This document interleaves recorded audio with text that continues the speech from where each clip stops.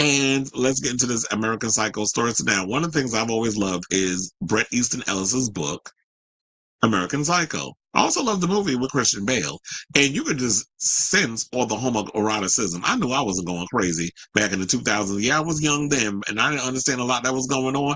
I just knew that when I looked at Christian Bale looked like a whole snack up in that damn movie, running around half naked, always working out in the gym, always worrying about his skin and his regimen and trying to keep up with the whole situation of these men on Wall Street and all this other stuff. So I definitely sense that there was this overall satirical tone to the movie because it was about masculinity and how a lot of these men wear this overall shield or this overall mask, metaphorically and literally, because you see at the one point he peels the mask over his face, but it was like in a way, and of course, in playing a serial killer, it kind of gives us this whole vibe. It's like, yeah, this mask that a lot of these men wear when they go up in the world of Wall Street, and it was this play on toxic masculinity and that sort of thing. So a lot of the men out here admiring Patrick Bateman, like he's some sort of icon, and the director of the film is saying a lot of you Wall Street bros are missing the freaking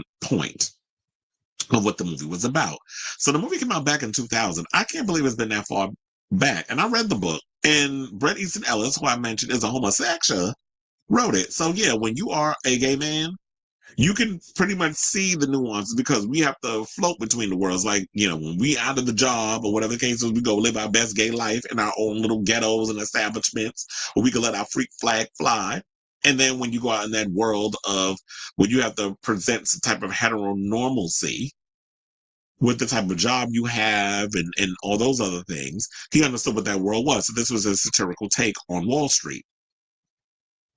So American Psycho director Mary Harron marked the 25th anniversary of her satirical thriller by speaking to Letterboxd Journal about how puzzling it is to see Wall Street bros idolizing Patrick Bateman, a sociopathic New York City investment banker and serial killer played by Christian Bale in the film. Now, as GQ magazine proclaimed a few years ago, TikTok's toxic worshiping of Patrick Bateman is another sign young men are lost. Saying, quote, I'm always so mystified by it. This is what Harron said. And she went on to say, I don't think that co-writer Genevieve, I think her name is Guinevere Turner, and I ever expected it to be embraced by Wall Street bros at all. That was not our intention. So did we fail? I'm not sure why it happened because Christians very clearly making fun of them. But people read the Bible and decide that they should go and kill a lot of people. People read The Catcher in the Rye and decide to shoot the president. I was about to make a comment about that last one, but you want to know something? So that way I don't lose my channel. I'm gonna keep it to myself. So, so, but if you can read between the lines, if you know, you know. Now, Harron understands that TikTok and memes have played a role in the idolization of Patrick Bateman because there's Bateman being handsome and wearing good suits and having money and power. But at the same time, he's played as somebody dorky and ridiculous. When he's in the nightclub and he's trying to speak to somebody about hip hop, it's so embarrassing that he's trying to be cool. And you know what? This also is a reflection of kind of like where our state of the world is now. When you look at a lot of these people in powerful places or those who want to be in close proximity of it, it feels like y'all are almost doing Patrick Bateman cosplay because it's like when y'all try so hard to sound like you down, it's so hard for me to how to like hide my emotions. One being a Virgo, we wear our facial expressions on our face. Like literally, it's hard for us to try to hide our facial expressions. And then when we looking at it, it's like, do you know how dumb you sound? Like, stop, please, quit while you're ahead. You're making it worse than it already is. So, um, he was kind of playing it up, but I guess people were just so dumb that they weren't really paying attention to it. And I think a lot of times when it comes to situations like this, people are so surface based, they don't really look deep within to see like, okay, what was he really meaning by a lot of this that was going on? This need to be youthful and perfect and working out and having sex with as many women as he wants and then killing them and all this other stuff. So there was just a lot going on with that man. And then he also said that men could aspire to be Patrick Bateman is ironic considering Harron always viewed American Psycho as a homosexual man's satire on masculinity. Well, she said gay man, but you know I love saying the homosexual word. The film is based on the book of the same name by Bret Easton Ellis. She thinks Wall Street bros are missing that piece of the puzzle. And it's probably because of what you said, is that they're looking, all they see is this guy, white dude, good looking, young, great shape, who they're looking at the money, they're looking at the power, they're looking at, because they want those things, they want to be in close proximity of it, and they feel like if they attach themselves to people that have this toxic type of mentality, that they can attain that. And in the end, it's kind of like we looking through it and we can see like you just a dork. So yeah, and you'll remember this iconic photo.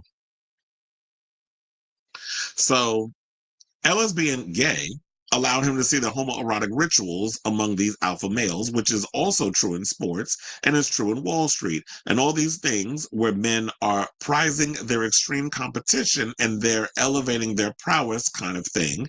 There's something very, very gay about the way they're fetishizing looks in the gym.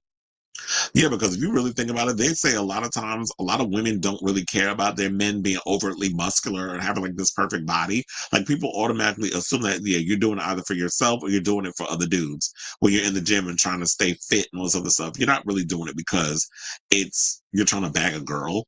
A lot of it is vein based, and also because maybe you secretly you got homosexual tendencies. Now, Heron went on to say American Psycho is about a predatory society, one that is actually much worse today, saying the rich are much richer, the poor are poorer. I would never have imagined that there would be a celebration of racism and white supremacy, which is basically what we have in the White House. I would never have imagined that we would live through that. Now, Patrick Bateman would still be back on the big screen because we are getting a remake. And this is from Challenger's director Luca Guadagnino, who I remember him saying when it was first announced, and I believe Daniel RPK announced it, or it might have been Jeff Snyder. I'm not sure, but it was one of the usual scoopers that we talk about on the show. There was a rumor floating around that Luca was going to come on board and do his own version of American Psycho, which of course people got all upset about. But it's like maybe he's going to follow the book, which the movie did not. The movie kind of had its own. It took some of the things from the book, but it did not follow the book completely. So there was like this whole satirical situation that they took on it. We'll see. It'll be interesting to see how Luca goes with that. But if you've seen movies like Challengers, if you've seen Call Me by Your Name, if you've seen a lot of Queer, if you've seen a lot of the homosexual leaning movies that Luca has already done, I feel like he's probably going to take the more obvious approach, which would be lean more into the homoeroticism of this film. And he has Austin Butler. I don't know if it was announced officially, but the rumor is Austin Butler is going to be taking on the role originated by Christian Bale, which I guess is pretty good because I like Austin Butler. I think he's a great actor. So I would definitely love to see him in that part. The film script is being written by Scott Z. Burns and Austin Butler. Oh, they said it. He's been tipped to play Patrick, although no official casting has been announced yet. So if you care enough to read the full interview, it is on the Letterboxd Journal's website if you want to read the interview in its entirety. But I wholeheartedly agree. I mean, as somebody, as I said, I'm a fan of American Psycho. I love the book. I got to find it because I don't know where I put it. But I remember reading the book back then around the time when the movie came out. And I, enjoyed it. I don't remember a lot of it because it was back in 2000, like it was that long ago. So, I definitely want to read the book again. I definitely want to revisit American Psycho, the movie, because it's been a while since I've seen it. And then when the new one comes out, I'll definitely check that out. So I say all this to say, what do you guys think of this story in regards to what the director of the original American Psycho had to say about the overall thought process, the tone, what the movie was actually about? Because sometimes you got to spell things out to people. Because a lot of times things go over people's head. They don't get it. They just look at the surface stuff, which was the money, the power, the having all the things that you've been fighting so hard for, and all the crazy stuff. That's all they care about. They don't think about, okay, this is what this movie is truly about. So sometimes, like I said, you got to spell it out for people. So I definitely want to hear from y'all. So let me know what your thoughts are on this story in the comments down below.